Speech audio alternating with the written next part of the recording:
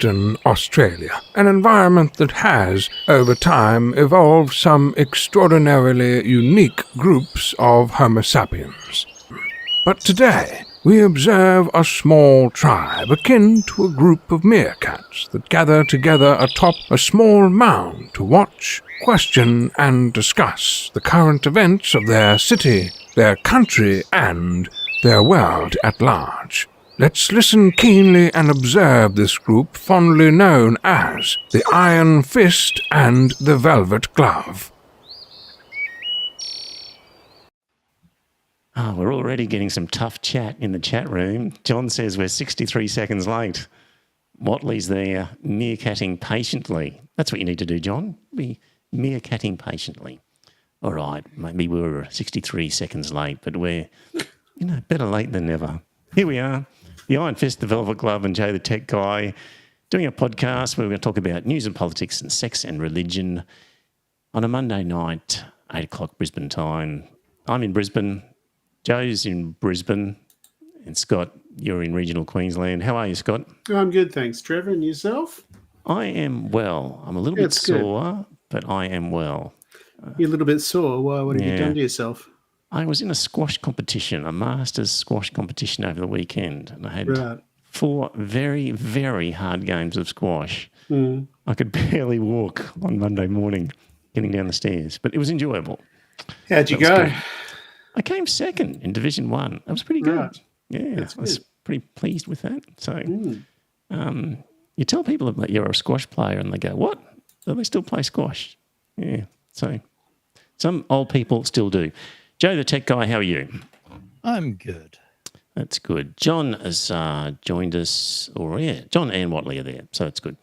Got your message, John. Yes, last week I think I mentioned about Joe Biden and how he was escaping liability for having a stash of classified documents on the basis of being so senile, nobody would believe that he intended to do it. And the guys at the Planet Extra podcast did an exhaustive, lengthy, forensic examination of the report, which in the end says there's a lot more to it than that. In fact, proving even had control of documents the way it was alleged was in doubt. So there's a lot more to it than what I said. If you want to know the full story, go and watch that Planet Extra podcast. But of course, his bribes he was taking. The witness to taking the bribes apparently has now been charged with bearing false witness. Oh, okay. By the FBI. I see, I haven't got to that part. So, yeah, if you're at a dinner party on that particular topic, dear listener, and you just say, it was all about his senility and proving his intent, it's a lot more than that. So don't rely on the Iron Fist Velvet Glove facts for that. But on most things, we've been pretty good. But that one, maybe just change your thoughts on that one a little bit. Guys, next week, one of the things they do on the PEP sort of podcast is they kick off with what they're grateful for, just as a way of getting some positive, good vibes at the beginning, because invariably they and we head down a track of just bemoaning what's going on in the world. So maybe next week, if we could be prepared to have something you're grateful for, it could be personal. Baby Jesus. Yes, it could be baby Jesus. It could be something on a worldwide scale or something on a very minuscule scale where you happen to have a fine cup of coffee presented to you that morning. I don't care, but let's just try and have something positive for next time. So there we go. Essential Lord Don is in the chat room as well.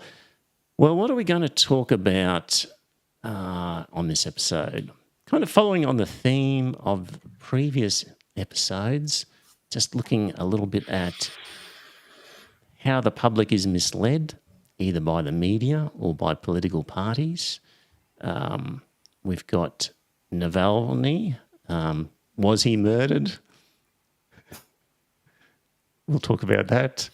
Apparently, there was a window that he fell out of. Yeah. Julian Assange, support for nuclear power. That might interest you, John Simmons. Bit about China. Bit about Muslims in India. A bit about the cases that Trump is facing and just the sort of timetable on those. Joe found an article about why UK youth are so disgruntled and disenchanted with life, and particularly political leaders. And I came across an article from the ABC, which is really about China setting up some humble research stations on Antarctica and just beaten up into a potential, this is how they're going to control the world. Watch out for those nasty Chinese. They're taking over Antarctica because of a terrible plot against Western civilization sort of story. Anyway, we'll get to that one. See how we go. So that's on the agenda. Right. Just on the media, and we mentioned, it might have been last week or the week before, just about how the media has used different words when describing Israel's actions as opposed to the Palestinian actions. You might remember that, massacre and harsh words like that were reserved for what had been done to Israel, and much softer words were used. People were found dead when it came to what Israelis had done to Palestinians, whereas Palestinians were actually murdering people. Like the nature of the sort of words were different. And there was just an article in the Washington Post. The headline was, 4 fragile lives found ended in evacuated Gaza hospital. Apparently they changed that headline not long after it was originally printed, but instead of saying 4 young kids murdered by Israeli bombs, it was 4 fragile lives found ended in evacuated Gaza hospital. So that's the sort of subtle thought massaging that just goes on if you're not on the lookout for it. Another type of thought massaging, this one was from the UK. So, Joe, Conservatives are really on the nose over there in the UK. You don't have to be there, I guess, to know that's the case. So I just saw a Jonathan Pye today that was saying Rishi Sunak telling everyone he's delivering, but delivering what? And the answer is a recession. Apparently the UK is now in recession after 14 years of Conservative government. Is Jonathan Pye still doing stuff, is he? He is, yes. Oh, I haven't seen any for ages. Somehow I must have slipped off his page because, So there's the Tory chairman is Richard Holden, and he defended a misleading video that the Tory party had put on their X account, their Twitter account. And it was a clip involving Sadiq Khan. Sadiq Khan, yes.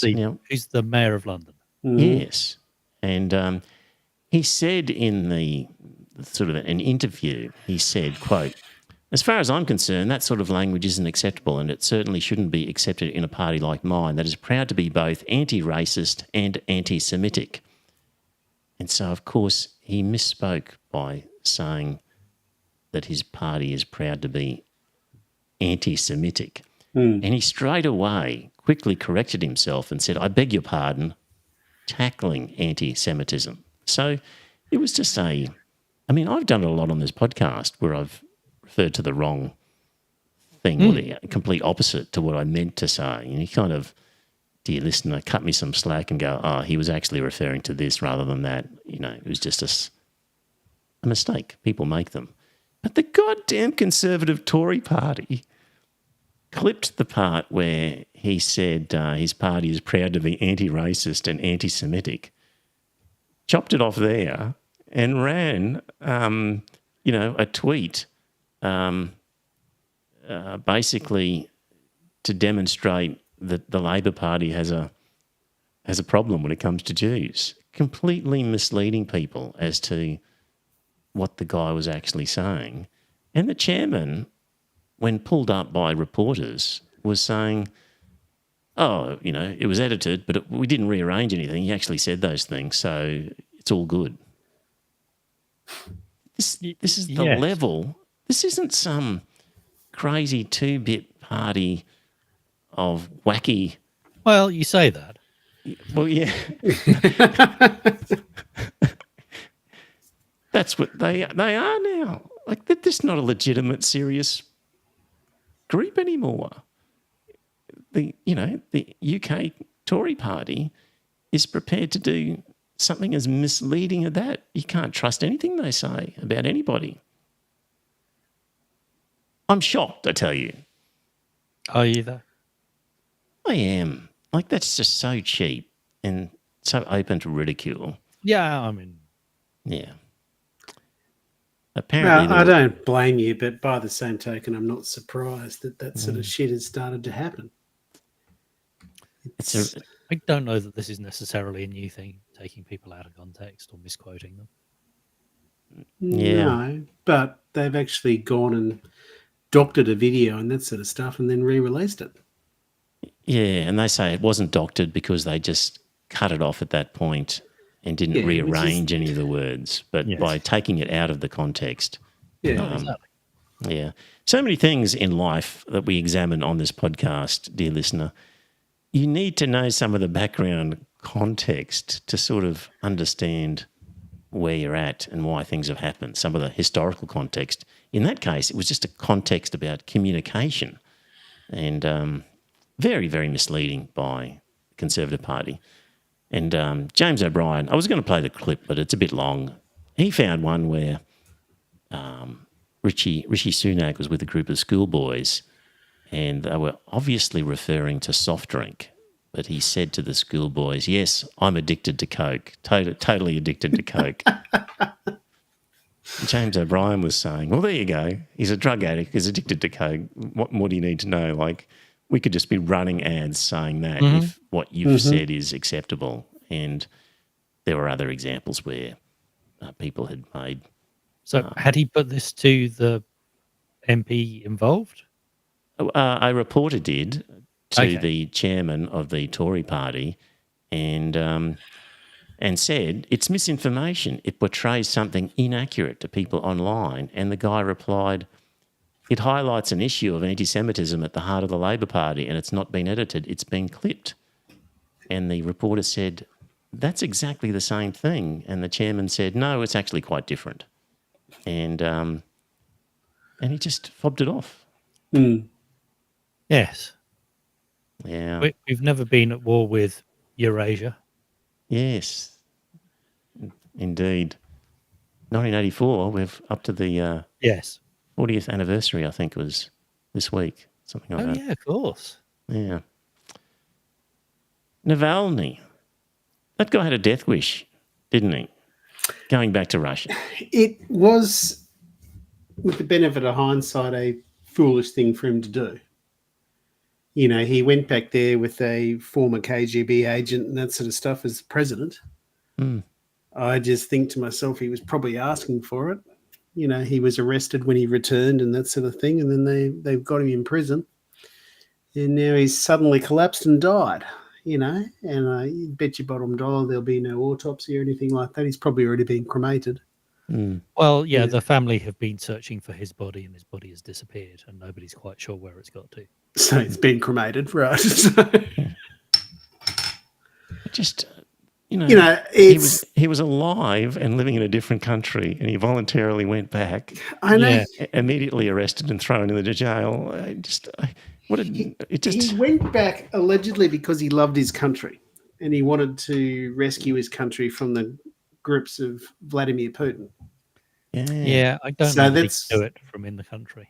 No, it's one of those things because anyone that comes along that's going to be a credible threat to Vladimir Putin is going to find himself in prison. Yeah. You Must know, have been it's. very brave or very stupid or both. But I think he was probably very crazy brave, you know, Yeah. doing it. I have some close friends who are from Russia and I'm glad they got out. Yeah, exactly. You know, it's one of those things. It's I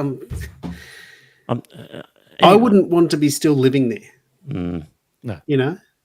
I'm not sure that Navalny was a saint either. Like, if you just read No, different things, his association with Nazis and stuff, who knows where the truth lies in all that stuff. But he had some unsavoury incidents. Probably, if he's human, he almost certainly. But Yeah, I mean, And also who from hasn't Russia, had a dinner party with a group of Nazis? And yeah, but when you are Russian and that sort of thing, you've got to realize that your democracy is only as old as Russia itself, which is what 20 or 30 years or something like that since the end of the Cold no, 'cause War. the democracy was there for about 5 years before it disappeared. Yeah, I know it was, and it's just one of those things. It's but democracy's overrated, so that's no, it's not overrated. I think there's levels, isn't there? Yeah, There's Julian Assange, who is in Belmarsh prison, who is about to be put in a show trial, and then there's Navalny, who was taken off to the Arctic Circle and then died in mysterious circumstances. I think there are levels. Neither are good, but I would suggest that Russia is considerably worse. Who was the American guy who was involved with all the celebrities with sex with underage girls, who was in a prison in America and died of suicide in strange circumstances? Who was that? Epstein. Yeah, Epstein.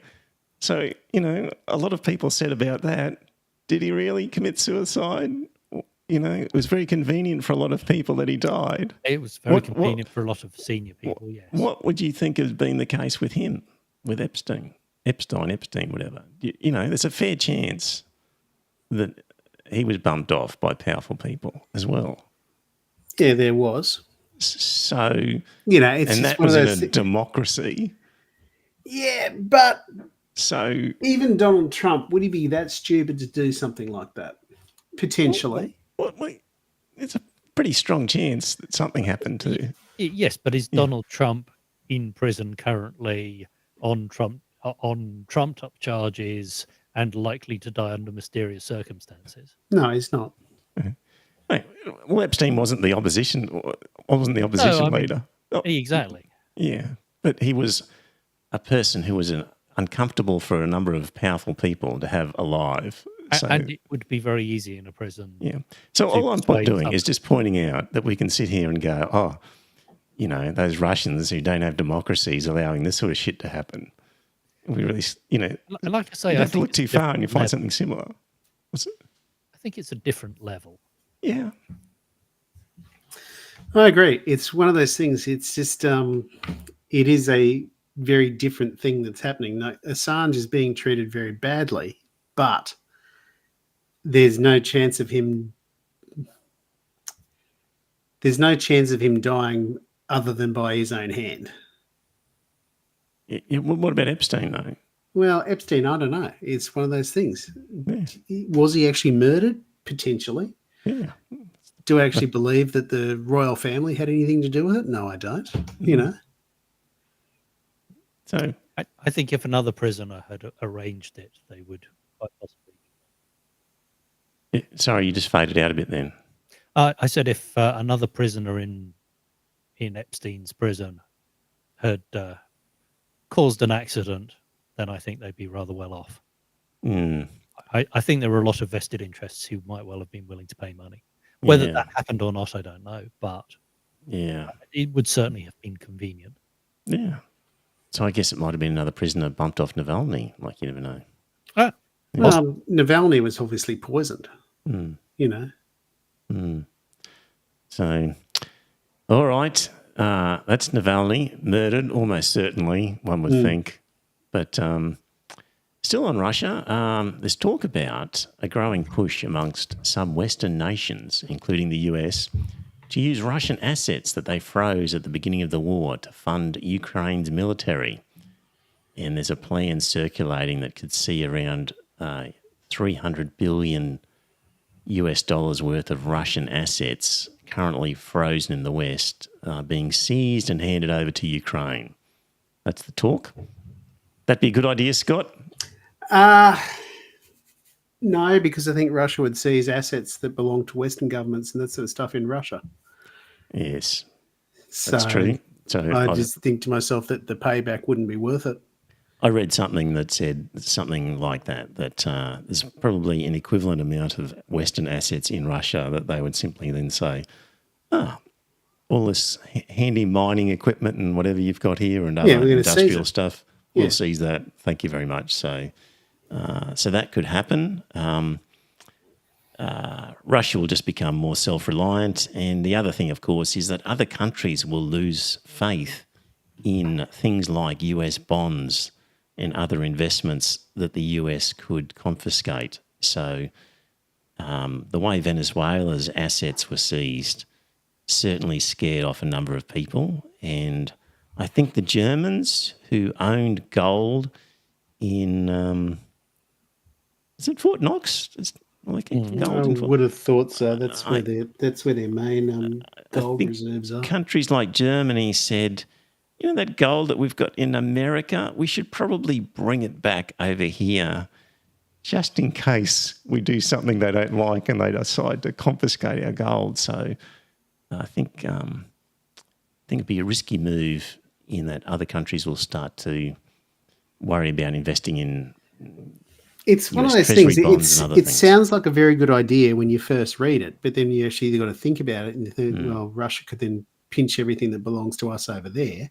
I don't think I honestly think it's probably in a half a thought bubble that a Republican has dreamed up and that sort of stuff because he doesn't want to spend any US dollars on the Reparations Ukraine war. are something new. Sorry? Reparations are not something new. Mm. Germany was crippled with reparations. That led to the Second World War. Yes. Yeah. Apparently the guy pushing the idea is the guy who pushed for the Maginski laws, which were the ones where, say, Western governments could basically confiscate the assets of leading players in totalitarian governments and seize their personal assets and not allow them to travel and things like that. So it was the guy behind promoting those laws that is promoting this idea of seizing Russian assets.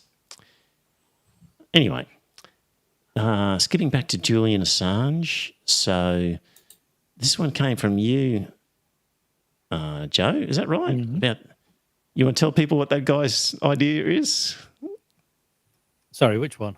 The guy with the artist in France. Oh, I see. Yeah. Sorry, I hadn't realised that I had shared it. Yeah. So an artist has decided to lock up a bunch of fairly valuable paintings in a safe, along with some acid. And if Assange dies in prison, generally under mysterious circumstances, the paintings that are in that safe will be destroyed by acid. So and he says this is trying to reflect on people that a human life is worth more than this valuable art. We get so upset at the thought of the art being destroyed. But really, not just a human life. I did have a big discussion with an online group who were, he's a rapist, he deserves anything that comes to him, fuck him. Without realizing that this is actually quite an important precedence around the freedom of the press. And I think that's the important point here, is whatever you think of him as a human being, it's a scary thought as far as press freedoms are concerned. Yeah. So apparently he claims to have $45 million worth of art. And, there's a dead man's switch. So there's a 24-hour countdown timer which gets reset before it reaches zero to prevent the corrosive substance from being released into the vault. And the timer is reset when someone close to Assange confirms he is still alive in prison each day. So does sound very Bond-esque, doesn't it? It does, doesn't it? It really sounds like something out of a, no doubt inspired by a movie, but the idea that this clock is just ticking down and somebody has to get in and say, yes, he's still alive, and then it resets, and that's got to be done every 24 hours. And apparently some significant artwork by Rembrandt, Picasso, and Andy Warhol. And it's been donated by different people who have, a few of whom have confirmed, yes, I've donated a Rembrandt, and I'm not telling you which one it was, but he does have it. So seems legit. interesting. Sounds method of- legit and that sort of stuff. It's just one of those things. It's Yeah. you know, if we can take it back and everything like that, he was originally arrested for. Well, he was originally facing extradition to Sweden, but the reason why he ducked into the Ecuadorian embassy was because that Sweden wouldn't guarantee that he wouldn't be sent to the US, which I don't know. It's one of those things that those original charges were quite vile and all that sort of stuff. So, yeah. Anyway, I just think to myself, if he hadn't have actually interfered in the US elections and all that sort of stuff, if he hadn't have released all those emails and everything else that Hillary had, then he probably wouldn't have attracted so much attention, because you got the Republicans that want to hang him, and then you got the Democrats also want to hang him. Although bizarrely, it was under Trump, and Sorry, it was under Trump that the extradition was ordered, and that was after Trump benefited from those emails. Yeah, I know, which doesn't make a hell of a lot of sense to me. It's just one of those things. One would hope that they will see sense and that they will actually call off the dogs and that sort of stuff. And it's one of those things. He has been awarded some type of award for his journalism and that sort of stuff. Yeah, he won a major Australian journalism award. He's definitely a journalist. Yeah, I know. Yeah. But it's one of those things. It's just that I would have thought that should be enough that the Yanks would actually have to back down because he was a journalist. Well, the fact that some valuable artwork is facing destruction, Torture. I don't think it's going to worry the people who are actually making the decisions. So, No. But an interesting arrangement there. It's almost Landon Hardbottom would be proud of it, I would have thought. I don't know that it's going to change minds in senior decision makers. I think it might bring some public attention to the fact. I can't imagine it getting a heck of a lot of extra people out there in the streets protesting because of their love of art, and they're suddenly then going to protest to save it. Just doesn't make a lot of sense. Moving on. There was an essential report, but you know what? There was nothing particularly interesting in it, so I'm just going to let that one go. Okay. So there was that one. Did come across one about support for the different energy sources. This is Australia, and it was an Australian Financial Review poll, and sample size was 1,000, so that's good enough. And people are asked their support for energy sources, and 84% support solar, 61% support onshore wind, only 58% support offshore wind. Can you think of a reason why anyone would? I can't understand why wouldn't you be more supportive of offshore wind as opposed to onshore wind? That's what I would have thought. Because offshore wind, I think, is possibly a little more jarring, assuming it's visible from the coast. Yeah, There's something. Yeah, but There's I've got something about looking out to sea and seeing a great big field of windmills sitting out there. yeah. See, I've got a friend of mine that lives in Wales, and she reckons there is a noise from those wind turbines. Yeah. It's not that bad, but it is something that does, if it goes on overnight and all that sort of stuff, it possibly would irritate you overnight. So I can understand why you'd want offshore wind as opposed to onshore wind. Yeah, it just surprises me that there'd be a difference between the two. Absolutely. 56% support natural gas, 47% hydrogen, only 35%, John, support nuclear, and 33% support coal. So I did see a Conversation article, I think, talking about hydrogen as a possible fuel source and asking people whether they supported green hydrogen or blue hydrogen. You had to see. And they, rather than talking about colours, explain the difference. Basically, green hydrogen is breaking down water into hydrogen and oxygen using excess electricity, and blue hydrogen is using hydrocarbons, which gives off carbon dioxide. Yep. So it's still a polluter of fossil fuels. Yeah, that's why if you're going to talk about hydrogen, you'd have to actually talk about green hydrogen. Good point. Well, and I think they're saying A lot of people are amenable to starting on blue hydrogen and moving to green hydrogen, and the sooner we get the infrastructure in place, the sooner. You just cut out again a bit then, Joe, for some reason. Yeah, it might have been your internet or something. So just the last few words. So, yeah, that was that. Then speaking of, political prisoners or people in totalitarian regimes being punished like it would never happen in a democracy, we had an Australia's outcry at China's death sentence for Yang Hangjun. And so a suspended death sentence was handed out to Australian-Chinese pro-democracy writer Yang Hangjun, Hengjun, however that's pronounced. How would you pronounce that, Joe? No idea. Hangjun, something like that? I don't know. Let's just call him Yang. Yeah, Well, that's probably his surname, isn't it? Yang? Yeah, we'll just call him Yang because that's easy. So it was a secret trial in China in May 2021, and so it's a 5-year wait for the sentence. It's illustrated the opacity of the Chinese justice system. Penny Wong has indicated,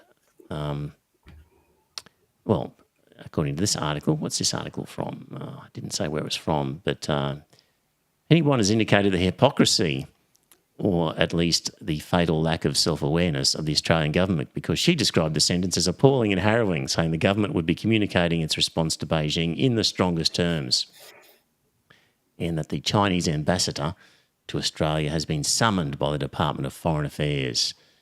And there's speculation in this article that the particular ambassador is not shy, and he might mention to the Australian authorities whistleblowers like David McBride, left with no choice than to plead guilty to leaking classified information, Richard Boyle, who awaits trial, Julian Assange, of course, in Belmarsh, and former pilot Daniel Duggan, who's been locked up in solitary confinement for 15 months at the behest of the US over accusations of providing military training to Chinese pilots. So it's just an example where, okay, doesn't sound great what's happened to Yang, but then people in glass houses should be careful about throwing stones, or at least be aware of their own misdemeanours when they do. So kind of matches up with what we were saying earlier about Epstein and Navalny. Joe, What was he originally sentenced for? Yang. which one? Yang. What was he originally sentenced for? Was he? Supposedly working against, for being a spy, I think, working against China as a spy. So he was a Chinese spy, and he was very outspoken Yeah. overseas. And I think they didn't Yeah. want that. And he started writing fictional novels which involved a character that seemed a lot like himself. And another guy with a death wish, because he was not in China and he went back to China after all that and got arrested. Yeah, so That's apparently his wife and child were getting their visas renewed. Yes. And So they had to leave the country, I think. And I he don't went know. back with them. Yeah. Even though he was an Australian citizen and didn't have to. Yes. So, yeah. Right. So his wife and child were going back to China to get their visas renewed for Australia, were they? Something like that, I guess. Well, he lives in the US, but Okay. Yeah. And he didn't have to, but he went voluntarily and just like Got Navalny, arrested. got swooped up upon arrival. Yeah. Yeah. Religion. So we haven't spoken about India much lately, but a bill has been drafted which will impose a common law on all Indians. It's particularly aimed at Muslims. That's what the critics say. So the Uniform Civil Code from Modi's Hindu government is going to force Indians of all faiths to subscribe to the same laws on marriage, divorce and inheritance, banning polygamy and giving women and men equal rights to inherit. Opponents of the law say it targets the 200 million Muslims in India. Since independence, India has allowed religious communities to follow their own laws on issues such as divorce, marriage, property rights, inheritance, and child custody. And for the Muslim communities, this is governed by Sharia or Islamic law. So the bill would ban a Muslim practice called halala, in which a Muslim woman who has been divorced by her husband must marry another man, have sexual relations with him, and then divorce him if she wishes to remarry her first husband. Sharia allows a Muslim man to have more than one wife, so he may do so under Indian law. If a Hindu or Christian man takes a second wife, he is guilty of bigamy. So there we go. India forcing Muslims to abide by a common set of laws. Gentlemen, your thoughts? I've got absolutely no problem with that at all. It's almost certainly driven by the BJP Yeah, it is. hatred of Islam. Yeah, but- absolutely. But I have no problems with, I mean, it should never have happened in the first place, that different groups of people have different sets of rules. There should be a uniform set of laws for everybody. Exactly. Because the people I feel for are the apostates, the people who don't want to live under Islamic law, but are deemed Muslims and are apostates and are under the death sentence if they say, well, actually, I don't like these laws and I don't want to be part of them. We're all in agreement on that one. The motivations may be sketchy. The motivations are but the entirely in principle question. is What solid. they've actually arrived on is fine, but the motivations for it are I think it's a stopped clock, isn't it? It happens to be right twice a day. There we go. Got a fun clip here. This one, I will grab this one because this was one where I bookmarked it and thought, I think this one will be good. But I never actually listened to it until this afternoon, and I was quite pleased with the ending. The ending on this is a cracker. So we're moving on to Trump now, and, you know, just is Teflon coated for so many Republicans. Have a listen to this. What are your thoughts about the Trump indictment? It's probably garbage. Probably garbage? Yeah. Did you read it? No, Okay. And then what about the audio recording that got released? probably garbage. You didn't listen to it? How would Dude, you I know don't- it's garbage if you don't even look into it? Some serious things are being accused here. Like, tell me what it is. Like, what- Mishandling and classified documents, holding on to them when he wasn't supposed to have them, All right. violating a subpoena, lying to federal authorities, obstructing an investigation, and conspiring with other staffers to move around documents to keep federal authorities from getting them. Sounds pretty serious, but doesn't everybody do that? I love that last bit. Doesn't everybody do that? I look, I could be wrong with my memory, but when Boogie Board Girl got caught with the marijuana in Indonesia, Dad was being interviewed about how no, they weren't honestly a problem with the law. I mean, sure, he's got a few drink driving offences, but doesn't everybody? I was just remembering that interview. Yeah. Oh, I love that. Yes, yeah, doesn't everybody do that? Well, yeah. So, yeah.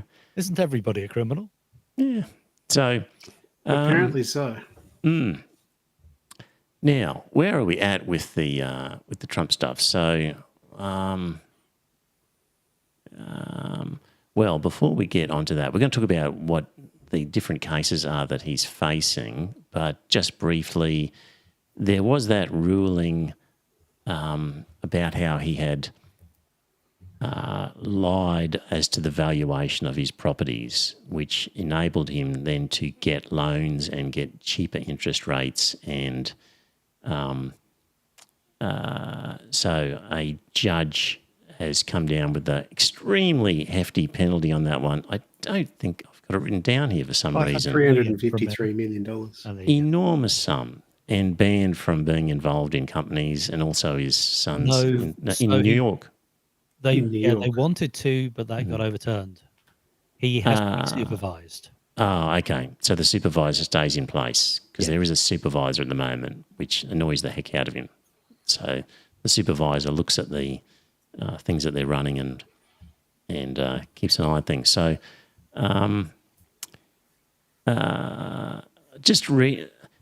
So when we're just looking at one with what is a Trump supporter thing, well, doesn't everybody do that? And in relation to this sort of property valuation fraud issue, I was just reading a tweet by this guy, Simon, somebody, who said Judge Angoran is expected to rule against Trump any moment now for something really bizarre. He got the loans from the banks. He repaid them with interest. Nobody complained. Ahead of the presidential election, New York charged him with allegedly inflating his assets to get favourable loans. Going by that logic, most business people in America would be in prison. All business people claim they are worth more than they really are, and it's the job of the bank to verify any information before granting loans. For those who are celebrating this or are claiming that this is not politically motivated, ask yourself this question. How many top businessmen and women are in prison in New York for getting loans and then paying back their loans in full and with interest, paying all their taxes and the salaries of all their employees? If you find some, I'd like to interview them. So, again, this will just be the reaction of a lot of Trump supporters. It was a victimless paper type crime. He paid his money. You're all picking on him. Yeah, I know that, but apparently I saw something on Instagram, I think, where it said that what he actually claimed the valuation of Mar-a-Lago was $1.5 million. No, $1.5 billion, I think it was. And they then went and had a look at the tallest building in,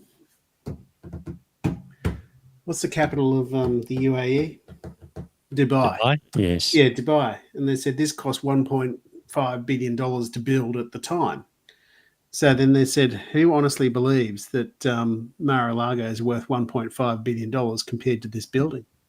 Yeah, I think there's similar comparisons with Buckingham Palace and just, it had been valued on the basis that it was X number of square metres when in fact it was about, a tenth of that size. So, yeah, a whole bunch of things. But, yeah, I guess the thing is just the way people will find an excuse for anything that he does if you have the motivated reasoning to do it. And the smarter you are, the better reasons you'll come up with and the better you'll be able to articulate them. So essentially he's got 4 cases that he's still dealing with, which is a federal case related to his efforts to retain power after the election and the January 6th attack on the Capitol. So charges have been filed, no trial date. There's a Georgia election case relating to Trump's efforts to reverse the election loss in Georgia. Again, charges filed, no court date. We've got the classified documents case. So this relates to the documents at Mar-a-Lago.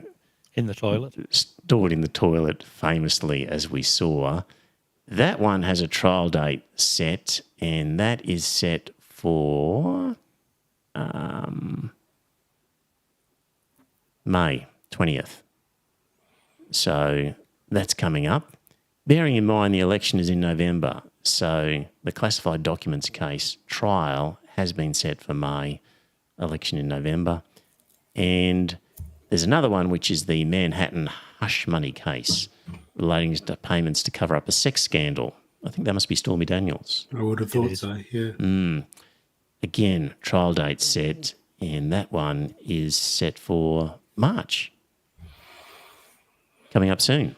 So 2 trials set, 2 of them still not set, but at least we'll, see how those pan out for the Don. Any thoughts on Donald Trump in the election while I get some PowerPoint ready? He could actually win it. Joe Biden is far too old to be running, but anyway, he's running. it's one of those things. It looks like Joe Biden has been overcome with a sense of hubris and that sort of stuff, thinking that he's the only one that can defeat Donald Trump. Now, I would have had a hell of a lot more respect for him had he have actually done what he originally said, which was he said that he's got to be the bridging gap. You know, he was just going to bridge that gap between the next generation. Had he have actually done that, I'd have a hell of a lot more respect for him. But the fact that he's sticking around for another tilt at it, it's one of those things I just think to myself that the whole thing could come crashing down around him. I did see an article saying, comparing him to Ruth Bader Ginsburg Absolutely. and saying that she stuck around too long. She did stick around too long. And, I loved a hell of a lot of what she ruled and that sort of stuff. But bloody hell, she's got to understand she's mortal. She's going to die at some point. And that she just stuck around and she died while Donald Trump was in office. So he was able to put in that Amy Coney Barrett bitch. Yep. So, anyway, so that's Donald Trump. And Joe, you came across something with UK youth and a guy called John Byrne Murdoch. Yeah, he's the Financial Times data scientist. And I thought it was going to be very right-wing, and it wasn't. It was quite fascinating. Yeah. So talking about UK youth and their views of the world. And so he says, we often talk about an age divide in politics with young people much less conservative than the old. But he says this is much more of a British phenomenon than a global one. 40% of young Americans voted for Trump, but only 10% of UK's under 30s support the Conservatives, and he's asking why. And there's a chart on the screen.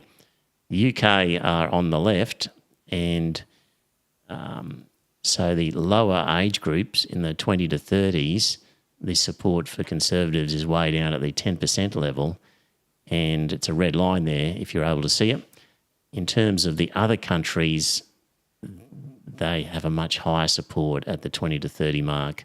And so, yes, based on that chart, the youth of the UK really hate the Conservatives much more than the youth in other countries such as the US, Australia, Canada, France, Germany, Spain, or the Netherlands do.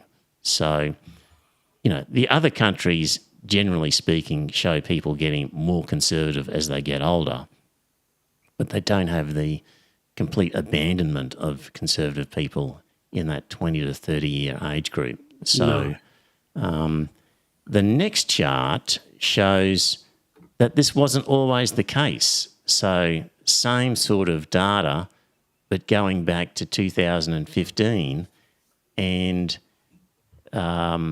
you see that the red line for opinion was much more in line with other countries. So this move in the 20 to 30-year age group in the UK against the Conservative Party has really happened in the last 9 years. So so that was that one. Why would that be the case? And he's suggesting, well, one reason would be housing, and young people are struggling to get onto the housing ladder in many countries, but the crisis is especially deep in Britain. So there is a chart showing young adult home ownership rates collapsing in the UK, a much greater rate than in the US, Germany and France. So that could be a reason of disenchantment by people. And of course, the Tories have been in power, so the young people would be blaming the Tories for the fact that their home ownership has deteriorated because they've actually been in power during that time. Whereas in other countries, for example, there might have been a mixture of left and right-wing governments during that time.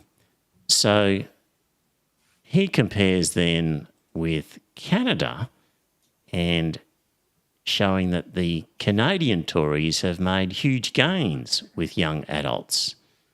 And he shows a chart pointing that out and really suggesting that that is possibly off the back of some ambitious house building proposals. So the Canadian Conservative Party has actually come up with different policies on house building proposals, which might have meant that their young people are going to be more in favour with the Conservatives in Canada.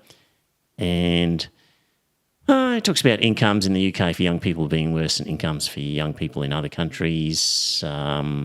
British youth, less faith in upward mobility compared to other countries. And what else does he say? A couple of other factors. He says that it's often underappreciated how much faster and bigger the expansion of university education has been in the UK versus elsewhere. And today, considerably more Brits are graduates than young Americans. And if you're a graduate of a university, education is a big factor, of course, in whether you are left or right these days. And of course, incumbency. The Tories have been in power for 14 years, and a lot of bad stuff has happened to the UK in that time, and therefore they could be blamed for it because they've been the ones in power. Joe, as our man on the ground in the UK, as our UK correspondent, did that match your sense on the ground? Or you just didn't meet any young people at all? No, I met lots of young people, and they're certainly struggling to buy houses. I know that much.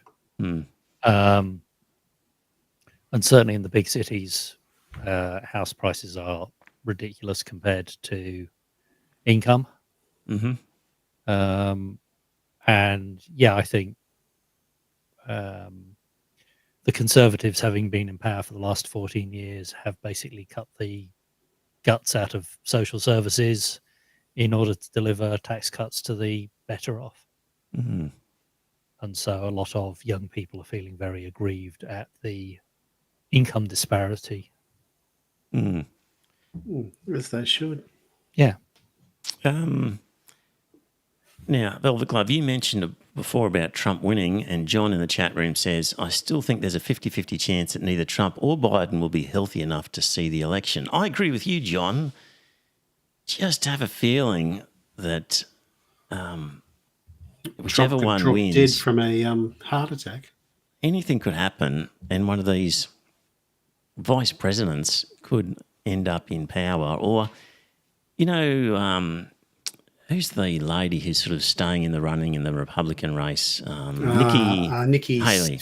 Nikki Haley? Yeah. You know, if you're a bit of a gambler, you'd think, look, I've got no chance of winning. But gee, surely there's a rough chance that Trump will just keel over in the next 6 months. And if I'm the only one still in the race other than Trump, then she automatically gets the inside running and could get the show. Like, that would be part of your thinking if you're someone like her. I would have thought is think the guy could be dead within 6 months. It really wouldn't surprise me. And if all the other candidates have dropped out of the race and you're the only one there, that you'd be. It just wouldn't surprise. An awful lot of presidents have been vice presidents before, so it's not an unusual career path to want to be vice president. I mean, Joe Biden for a start. Yeah. And then you've also got MTG. Sorry, is it not Marjorie Taylor Greene? Yeah, but she's a nut.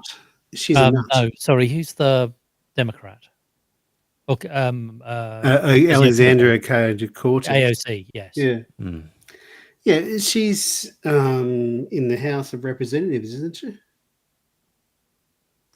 Don't know. Is she even old enough yet, AOC? Oh, yeah, she needs to be 35, doesn't she? Yeah, she might only just not quite be old enough. But yeah.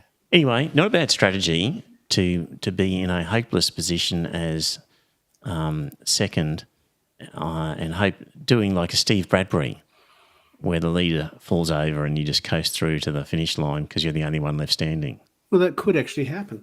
Yeah. It could actually happen. Then that's going to make Biden look ridiculously old compared to his much younger opposition person. And it could happen on the other side. And a non-Trump and a non-Trump person. You know, it's one of those things. I think the Democrats have really made a very big mistake by sticking with Joe. And, he could keel over any time. And, Or he could drop it at any time. Yeah. Yeah. So maybe not a bad idea running against him. Yeah. So that you've got some profile, and if he, you could do a Bradbury on that side of politics. Anyway, we'll see. Nothing would surprise. Finally, last topic. Saw this article on the ABC online news. Analysts say Australia is asleep at the wheel as China ramps up its presence in Antarctica. Analysts say Australia is asleep at the wheel. And so you need to hear just the wording used in this article. Dear listener, essentially China's building some research stations on Antarctica. But here's how the article opens. When China, in the ABC, it's not like the Australian or the Courier Mail. When China opened its 5th research station in Antarctica this month, analysts sounded alarm bells about potential security threats on Australia's southern doorstep. Experts warned that China's expanding activity in Antarctica, combined with Australia's inaction and lack of funding, could lead to Beijing's increased strategic presence in the frozen continent. The new Quinling base could also improve China's surveillance capabilities and give it more control over transport routes to exploit resources, they say. That's the opening 3 paragraphs. Then we get, however, a Chinese Foreign Ministry spokesperson insisted the new station would be used to, quote, provide a platform for joint scientific exploration and cooperation between China and other countries and help advance peace and sustainable development in the region, end quote. So the first 3 paragraphs are, ooh, boogeyman. 4th paragraph is, however, China says nothing to see. And then we get, who are these experts and analysts? Then we get Elizabeth Buchanan from the Australian National University's National Security College said the Chinese government had a remarkable ability to plan for the long term. Quote, so they may not be looking to utilise this research station for anything other than collaborative international research for the next 20 years, Dr. Buchanan said.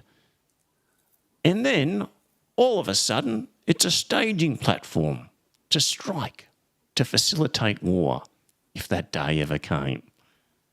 So what? They reckon that you're going to sail the Armada from the Antarctic, do they?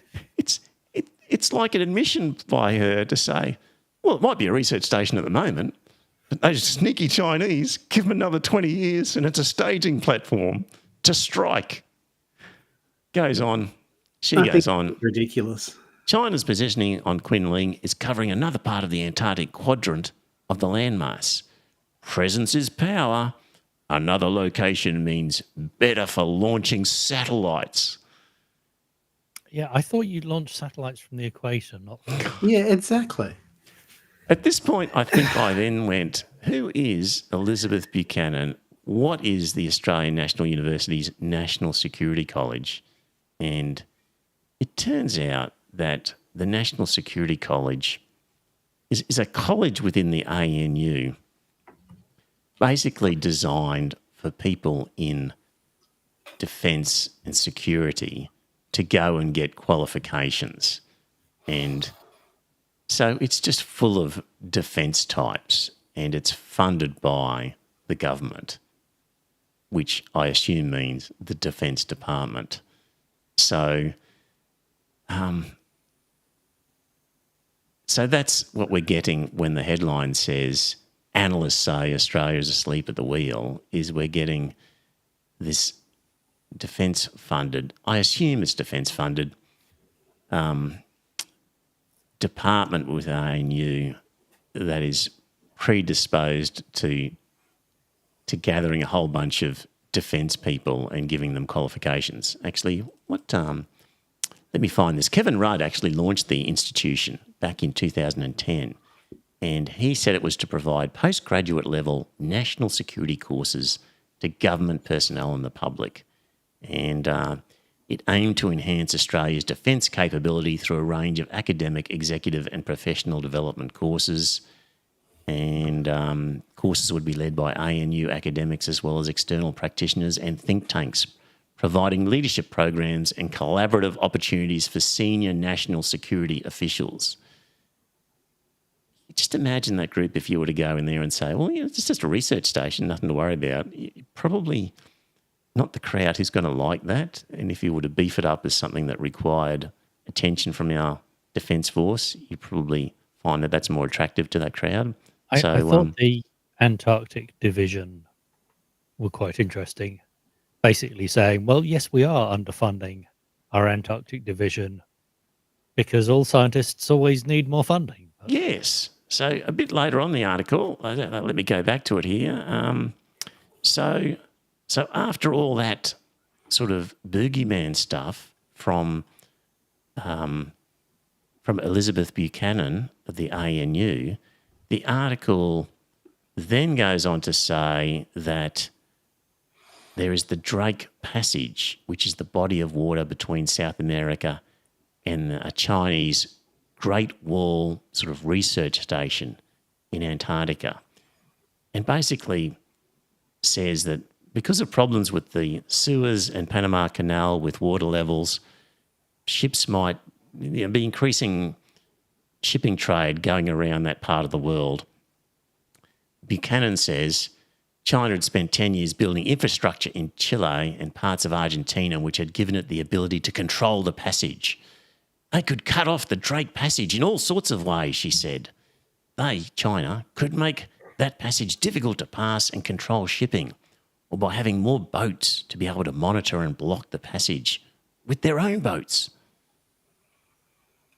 She goes on. No, but then, sorry, what you were about to say, Joe, was that the former head of Australian Antarctic Division, Tony Press, who I think is just a science guy, he says he does not believe the new Quinling base will pose an increased surveillance risk because China already has surveillance operations in other parts of the world. He says China's construction of the station met the fundamental obligations of the Antarctic Treaty for Peaceful Use and Non-Militarisation as per Australia's inspection of the station in 2020.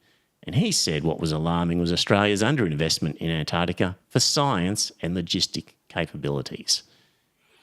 And there's more to it. But yeah, they said basically we don't have the ability to go and inspect stations in the middle of winter. And if you were really serious about this, you'd give us some capabilities so that we could do a sneak inspection on China's stations in the middle of winter. Yeah. It's just such a beat up. And this is by the ABC. And just people could read this stuff and go, oh, goddamn Chinese again. You know, we end up in a fucking war with China. It's because of articles like this that just add to the beating of the drums because they've just built a goddamn research station in Antarctica. And I find it incredibly frustrating, and I would expect that sort of shit from a shit rag of the Murdoch Empire, and we get it from the ABC. And okay, in the middle of the article, they'll throw in some alternative view from the researcher, but just the whole idea of the article is one of China bashing over a threat, quoting people whose motivations that they are part of the established wider Defence Force family. And of course, they're going to beat up threats because more funding for them. Exactly. There we go. I found that one very frustrating. It sounds like you guys did too. It wasn't just me. It's one of those things. I read it with an open mind and all that sort of stuff. By the time I got down to where the woman was talking and that sort of stuff, I thought to myself, she's on something. I just thought to myself, she's been smoking too much wacky tobacco. But it's, when you look at the original map and that sort of stuff, you've got 3 stations with the Australian flag on it, 1, 2, 3, 4, 5 stations with the Chinese flag on it. And you think to yourself, if you look at that and you think the Chinese are taking over. Well, they're not. They're just expanding their research facilities down there. At this point, yes. And if it came to them actually militarising the Quinling station, which I don't think they would, but if they did, then the Australians would retreat from that and that sort of stuff. So then they'd be left with a position of we would have to send our own military down there to liquidate the Quinling station. But if it's any other country putting America, any other Western liberal democracy, wouldn't be even talked about, no. Then they'd be going, isn't that great? Wonder what they'll discover in that icy environment and what great new things will come of it. But no, it's all a threat to Western civilization because the Chinese have done it. For goodness sake, it's just pathetic. So let me see. I mentioned we're going to go through the chat and see what people have said. There were hellos from Watley and Don and Essential and John, who says he's grateful that he lasted another day. And John says whether he was murdered or not is immaterial. We believe he was murdered. That's talking about Navalny. So, yes, that would be true. Doesn't matter. It's the perception. So, yes, I haven't seen Jonathan Pye, and John says YouTube will unsubscribe you from things occasionally. That might be what's happened. Alison was there. Good on you, Alison. Let's see.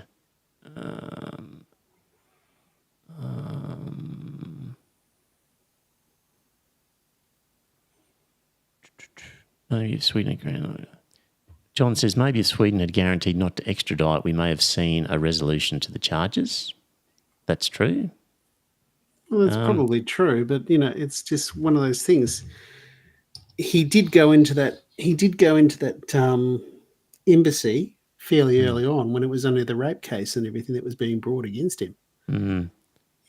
It's. I did read the book on Julian Assange, and I should reread it or at least read my notes on it. So, I've been reading bits of it. Yeah. So I'll do that before the next episode because obviously we're going to hear more about him. So we'll do that because Alison asks, was he even charged, though, by Sweden? Long story short, he grew up as a child of DV being stalked by his stepfather.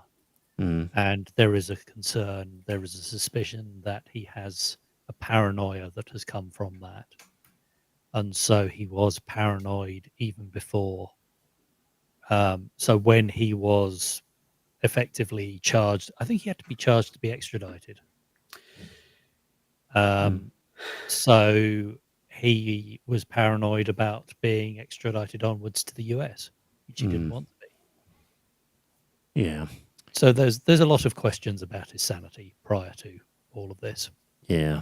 I think good topic for next week. A bit of a review on Julian Assange. I think he has always looked just a little unhinged. Because I remember arguing with the 12th man because the 12th man was talking about people whose lives had been lost or damaged or injured as a result of the leaking of the material by WikiLeaks.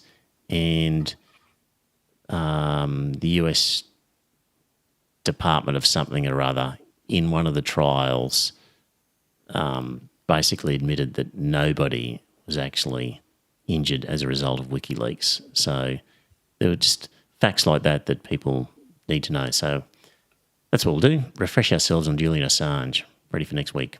So, and have something positive, something to be grateful for, big or small, for next week, gentlemen. Okay. This is my last podcast, hopefully, with glasses. So, why? What are you doing? You're going in for laser surgery. I'm getting intraocular lenses inserted on Wednesday and Thursday. And so next week you'll be blind. Could be. Could be. Yeah. Thanks, Joe. How long are you the invisible man? So apparently, one eye gets done on Wednesday, the other eye on Thursday, and apparently I'm able to drive on Friday. They reckon. Yeah.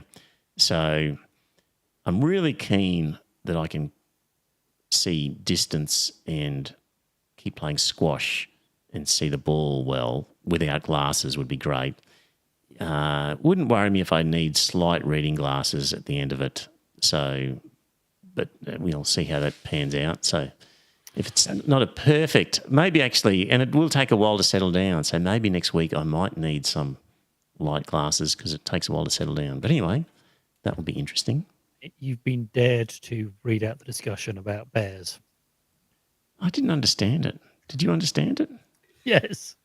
It was a discussion between a couple and that sort of stuff. They're saying, won't somebody think about the polar bears? And then it was discussion about whether or not polar bears were in the Antarctic or they're only in the Arctic. And then someone said, well, they could be dressed up as penguins. And that's it. At that point, I just That's right, because there are no bears in Antarctica. Yeah. Yes, exactly. Yeah. But there are penguins, aren't there? Yeah, there are a shitload of penguins. Yeah. Right, yeah. So, right, well, you've had fun in the chat room. That's good. I hope you've had fun listening. We'll be back next week. Talk to you then. Bye for now. Yeah, and it's a good night from me. And it's a good night from him. Good night.